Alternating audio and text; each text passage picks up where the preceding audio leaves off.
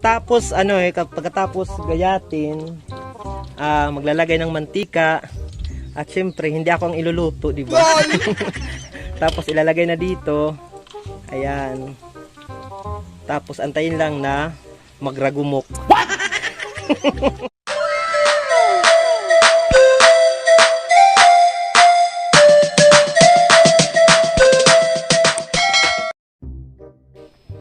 Welcome back mga kachapsoy sa aking YouTube channel, at ngayong araw ay nandito tayo ngayon sa Barangay Suba, Laong Northern Samar, at sasadyain natin yung isang ginang dito na gumagawa ng isang lokal na produkto na tinatawag na taro chips.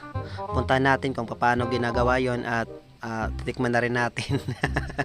Ano pa kanta ko? Yeah, break it down. A few moments later. So ayan mga kachapsoy.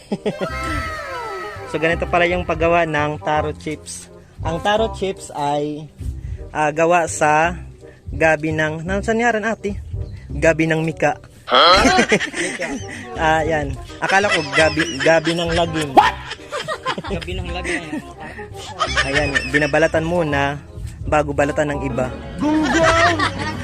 Barinig kita sa mukha. Tapos balatan, syempre ilalagay dito sa hugasan. Ayan. Tapos kailangan yung nagbabalat nakapudong.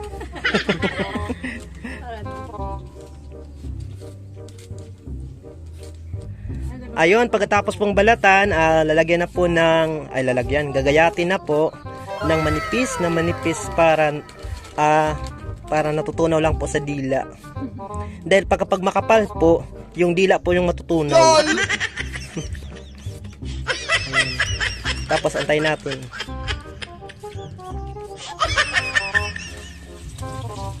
Ayan.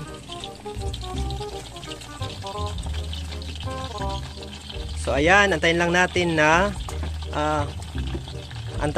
na tumugas. At ayan, pagkatapos niyan, ito na yung resulta. Ayan, ako ang nagluto niyan. So ngayon, itong mga bagong gawa, lalagyan na natin to ng flavor. O, tikman muna natin yung walang sugar. Ito ate. Bidyoin mo nga ako. O, ito, tikman natin yung walang sugar. Ito, o. Sarap talaga. Ayan, tapos pag gusto ninyong cheese flavor na, ito lalagyan lang ito ng cheese powder. Tapos ihuho lang dyan yung cheese powder. Tapos pagkatapos yan, ilalagay na yan sa kanilang packaging. Sa packaging, ito oh. Ayan. Tapos maging ganito na yung itsura. Actually may label na to, pero wala pa dito yung kanilang stickers na nilalagay dito. Ano yung kanilang stickers? Tao dito. Aprobado na po siya ng DTI. Pati din po ng NBI, ng police clearance, lahat po aprobado na po. Pero as in. Tapos ayan po, ito na po yung finished product. Kulang po lang ito ng label. At ayan, pwede na po siyang ibenta. Mura lang po. Magkano natin yung isang ganiri? Ito, sa isinta ito na. Pag malaki po, 60. Tapos yung maliit na package, yung maliit na pack, tig 50 lang po. Ayan po, simple lang po yung paggawaan dito nila ate, dito lang po sa kanilang kusina. Pero malinis naman po sila at ayan, masarap. Importante po sa lahat, masarap po yung kanilang produkto. Ayun mga kachapsoy, suportahan po natin yung mga local products ng Lawang. Bili na po kayo. Mas marami yung bili, mas may discount po. Kasi palagay ko magdi-discount naman si ate, di ba ate? Oo, ayan. Full sale, maraming discount. Oo, pag bumili kayo ng 1,000, di-discountan kayo ni ate ng 1,000 din. Ayan. So, ayan, hindi pa tapos si ate. Marami pa yung kanyang gagawin. Kasi marami talaga yung bumili dito eh. At ayan, nandito na yung kanilang ito na yung kanilang gawa. Ayan, ako nang nagluto niyan ha. Ito. Oh.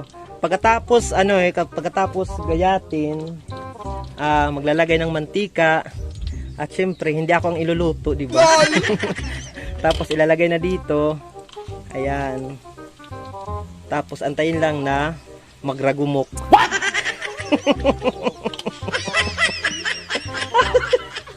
At ayan sila. Yung audience impact. Naghihintay na mabigyan. Hoy! Tapos na kayo mga gaga. Inubos nyo na kanina sa kalsada yung binigay ni ate. Ayan, tapos ayan, antayin lang yan na maging crunchy. Tapos pag crunchy na, ipapackaging na.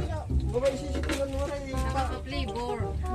Pagkatapos nga pala gawin, pagkatapos prituhin, patutuyuin dito, tapos lalagyan ng flavor kung cheese or sweet o kaya kung spicy. Yung spicy, nilalagyan lang naman ng yung pag cheese, lalagyan lang ng tawag doon ate, cheese powder, tapos pag pag sweet naman lalagyan lang ng caramelized sugar, tapos pag spicy naman lalagyan lang ng siling demonyo. Ayan, ito nilalagyan lang ng cheese powder, ayan, at magiging masarap na. Actually, napakasarap po dahil natural lang po yung product, wala pong mahalong chemical, wala siyang halong formalin. Hindi walang chemical. Tapos ayun na, tapos na. Kasi din na sir, may sulod na. Ayan, bukod sa kanilang sa kanilang taro chips, nagbebenta din sila dito gumagawa din sila ng mga recyclable tawag dito, mga items na gawa sa mga recyclable materials. Ito, basket. At ayan, may laman na Ito na dito yung yung taro. Ito na yung taro chips. Ayan. Sample lang yan ni ate. Tapos ito pa yung kanilang ibang ginawa. Oo.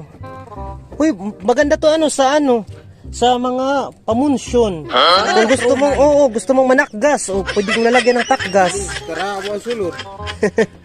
Ayan Ayan, pwedeng lagyan ng damit. Ayan pwedeng lagyan ng whisper wings. Ayan, ang ganda.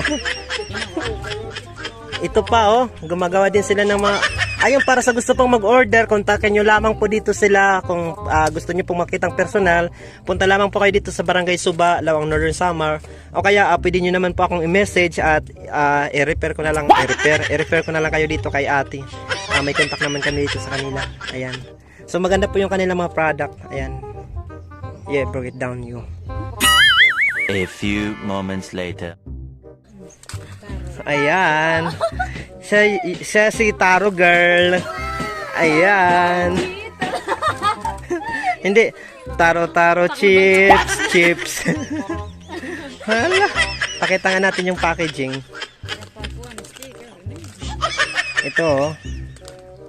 Ito pero mas maganda yan. Ayan Ayan. Naninit. Cheesy ni. Ayan, mayroon silang flavor dito. Cheese, taro chips, cheese flavor. Tapos meron din sila ditong taro chips, anong tawag doon ate? Sweet flavor.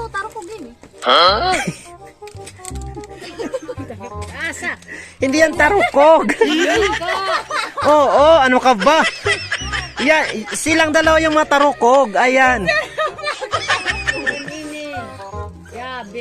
Ayan Gabi yung madilim. Ayan. Oo. Tapos meron din silang spicy taro. Yon. Yung spicy taro chips nila, masarap kasi ang nilagay nila yung siling demonyo. Yung pagkain mo, mapapasabi ka ng demonyo. LOL! Ang. Ayan. Barinig kita sa mukha A few moments later. Ayan mga kachapsoy, pauwi na kami at nandito pinagkakaguluhan ng mga pinsan ko yung patikim ni ate na taro chips. Nandito. Ayan, kinain na nila yung ano ba yan? Pinag-aagawan. Yan yung mga pasampol ni ate. Ayan o, yung nagagawa, maliit lang yung bahay, simple lang po sila, pero magaling po sila, gumagawa po sila ng taro. Ayan, maraming salamat mga ka-chapsis sa inyong pagsubaybay at pag-subscribe sa aking YouTube channel at Facebook page na Maestro Waray. Sa mga gusto pang mag-order, kontakin nyo lang pang inyong Maestro Waray o maaari po kayong pumunta dito, magsadya dito sa Barangay Suba at hanapin nyo po si Ate Nati. Ayan.